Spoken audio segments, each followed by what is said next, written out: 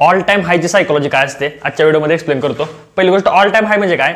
अशी प्राइस मार्केटमधली की जिथं मार्केटनं आतापर्यंत कधीच रीच केलेलं नसतं. जसं कालचं US 100चं मार्केट 20,000वरती कधीही मार्केट गेलेलं नव्हतं. फर्स्ट टाइम ते 20,000च्या वरती टच करत होतं. हा असतो ऑल टाइम हाय. अशा वेळेस रिटेलर लोकांची सायकोलॉजी असते सेल साईडला, कारण ऑल टाइम हायला कोणतीही लेवल नसते मार्केटमध्ये. त्यांना काय करावं हे समजत नाही. त्याच्यामुळे थोडेसे अंदाधुंद मार्केटमध्ये प्राइस ऍक्शन बनायला चालू होते. नेमकं काय प्राइस ऍक्शन होणार आहे किंवा मार्केटची पुढचा मूव काय असणार आहे हे काहीच समजत नाही कधी ऑल टाइम हायला. त्याच्यामुळे रिटेलर लोक रँडमली सेल करतात. काल मला असे व्हॉट्सअपला मेसेज पडले, सर इथं लॉस झाला, सपोर्ट घेऊन गेलं मार्केट, सपोर्ट घेऊन गेलं मार्केट, ऑपरेटर स्ट्रॅटेजी वर्क झालं नाही.